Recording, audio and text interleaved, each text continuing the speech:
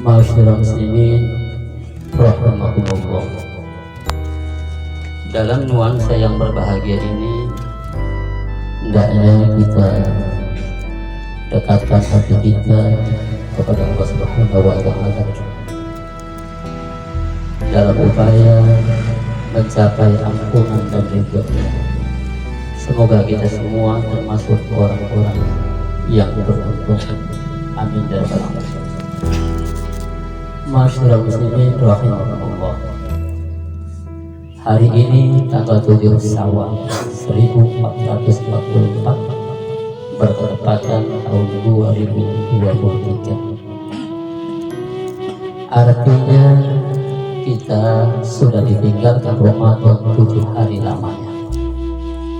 Pertanyaannya adalah, apakah kita akan menemukan Ramadan akan datang, ataukah Ramadan yang akan meninggalkan kita, atau kita yang meninggalkan Ramadan? Ini merupakan patut dijadikan bahan renungan dalam upaya meningkatkan iman dan ibadah kita, agar kita selalu diselamatkan Allah Subhanahu wa Ta'ala. Dalam menghadapi pasca Ramadan, ada 3 bagian manusia. Yang pertama adalah orang yang mengubah dirinya, pola pikirnya berubah, imannya lebih tinggi, ibadahnya lebih banyak, karena sudah terdidik, terlatih sepanjang Ramadan. Nampaknya Ramadan kalau kita ibaratkan guru, kita adalah siswanya, di mana guru telah menggembleng, mendidik, membimbing kita ke arah yang benar. Maka kita termasuk murid-murid yang terpengaruh oleh guru dengan selalu mengabdi kepada Allah Subhanahu wa Ta'ala yang telah diajarkan oleh guru kita. Maka tanda orang inilah adalah orang yang berhasil melewati bulan Ramadan seperti yang digambarkan oleh Allah, la'allakum tattaqun. Kita menjadi hamba Allah yang bertakwa kepada Allah Subhanahu wa Ta'ala. Bukan hanya bulan Ramadan, justru sepanjang hidup kita adalah mendekatkan diri kepada Allah lantaran kita khauf ilallah Subhanahu wa Ta'ala, karena ada rasa takut akan azab Allah Subhanahu wa Ta'ala dan berharap akan rahmatnya Allah Subhanahu wa Ta'ala. Kalau saja sepanjang Ramadan kita aktif menunaikan ibadah yang wajib dengan berjamaah, maka bulan Syawal ini tidak ada sholat yang wajib kecuali dilakukan dengan berjamaah. Itu artinya berhasil Ramadan yang telah kita dapat. Kalau saja sepanjang Ramadan kita banyak menunaikan ibadah-ibadah sunnah seperti tarawih, bahkan dengan berjamaah, maka pasca Ramadan tersebut kita pun aktif melakukan sunnah-sunnah. Kalau Ramadan kita aktif melakukan ibadah puasa, maka bulan Syawal ini ada puasa 6 hari. Kalau kita lakukan ka'annahu shomat dahrullah, bagaikan puasa 1 tahun lamanya. Dan semua itu adalah tidak ada istilah berat baginya, karena sudah terlatih, terdidik sepanjang bulan Ramadan. Orang-orang seperti inilah adalah termasuk orang yang beruntung sekali, sebagaimana terlukiskan dalam firman Allah Subhanahu wa Ta'ala, qad aflaha man tazakka wa dzakara isma rabbih fasalla.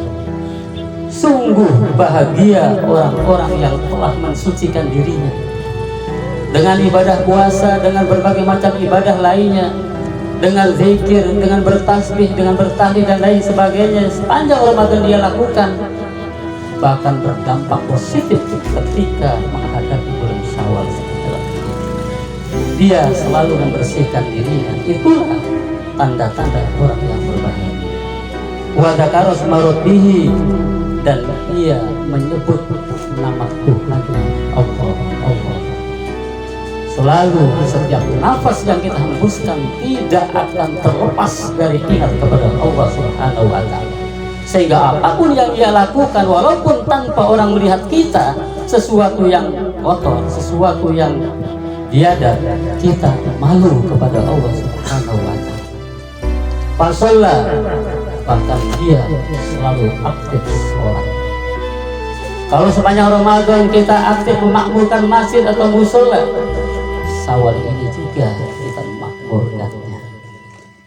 Bahkan nanti suatu ketika Ramadan, bahkan nanti suatu ketika masjid-masjid itu adalah satu-satunya bangunan yang ada di surga.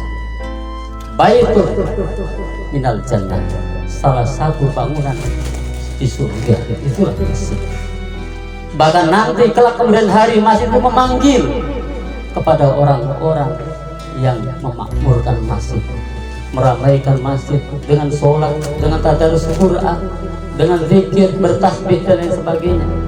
Mereka dipanggil oleh masjid-masjid itu, bahkan oleh orang-orang yang membangun masjid dengan mengeluarkan biaya sesuai kemampuan yang kita punya. Yang kedua adalah pada saat Ramadan dia boleh saja dia aktif melakukan puasa, sholat, sunnah, sedekah dan sebagainya, tapi ternyata setelah bulan Syawal dia kembali ke habitatnya. Pada Ramadan dia aktif melakukan sholat, ketika bulan Syawal sudah tidak aktif lagi. Pada saat Ramadan dia aktif rajin membaca Al-Quran, ketika bulan Syawal tidak lagi. Pada saat Ramadan dia banyak berzikir, bertasbih, di saat bulan Syawal tidak lagi. Ini artinya orang-orang yang tergoda oleh ujuk rayuan iblis laknatullah. Untuk itulah ada suatu hikayat bahwa pada saat Ramadan, pada saat bulan Syawal itu iblis alaihi laknah yasihu fi kulli yaumi aidin. Pada saat hari raya iblis menjerit sekuat keras suaranya, faistamiu ahluhu, maka semua tentaranya itu kumpul dan mereka mengatakan, ya Sayyidana man abgodaka inna nukasiru, wahai pimpinan kami, wahai junjungan kami, kenapa sekarang kau menjerit? Apakah ada orang yang kau benci? Akan aku hancurkan kalau ada. Apa kata iblis? La syai'a, tidak ada.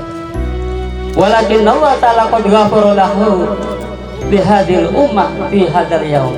Akan tetapi saya merasa nyesel sekali karena hari ini Allah Subhanahu wa Ta'ala memberikan ampunan kepada umat Nabi Muhammad SAW gara-gara menunaikan ibadah puasa dan ibadah lain. Untuk itulah tugas kalian adalah antusyaghiruhum bil ladzat wasyahwat. Hancurkan mereka dengan berbagai macam makanan, bukan hanya yang halal, yang haram harus dimakan.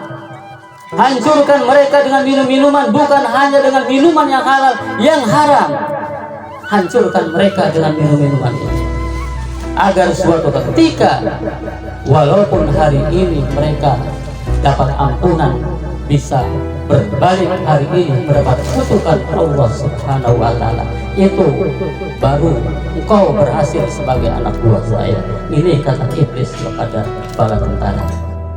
Untuk itu mudah-mudahan kita sekalian ini tidak tergoda dan selalu kita minta perlindungan kepada Allah Subhanahu wa Ta'ala agar kita selalu diberikan petunjuk Allah Subhanahu wa Ta'ala. Yang terakhir adalah ketika Ramadan dia tidak pernah merubah sikap dan pekerjaan. Orang-orang melakukan ibadah puasa dia tidak. Orang-orang melakukan berjamaah sholat dia pun tidak. Orang-orang yang melakukan sedekah pun dia tidak. Ternyata bulan Syawal pun apalagi tidak dan tidak. Maka orang-orang seperti inilah dikatakan oleh Allah Subhanahu wa Ta'ala, summa qasat qulubukum min ba'di dzalika kal hijarah au asyaddu qaswa. Hati mereka adalah keras, padahal mereka hidup tidak bisa menghidupkan dirinya sendiri. hidup dihidupkan oleh Allah Subhanahu wa Ta'ala. Dia makan bukan berarti dia meraih dengan hanya sebatas kemampuan dan pikirannya, tapi dia dikasih rizki oleh Allah Subhanahu wa Ta'ala. Dia berikan kesempatan oleh Allah untuk hidup, tetapi dia tidak ingat akan kebesaran Allah Subhanahu wa Ta'ala. Hati mereka kal hijarah, bagaikan batu. Au asyaddu qaswah, lebih berat, lebih keras daripada batu. Kenapa? Kalau batu sekeras apapun bisa dipecah, tapi hati yang sudah dinasehati tidak mau menerima nasihat, ini artinya lebih keras daripada batu. Na'udzubillahi min dzalik. Mudah-mudahan kita selalu dirahmati Allah Subhanahu wa Ta'ala, diberikan petunjuk oleh Allah ke jalan yang benar, agar kita selamat dunia dan akhirat. Barakallahu li wa lakum fil Qur'anil azim, wa nafa'ani bil ayati wa dhikril hakim, wa taqabbala minni wa minkum tilawatahu was samil alim. Aqulu qawli fastaghfiruhu innahu wal ghafurur rahim.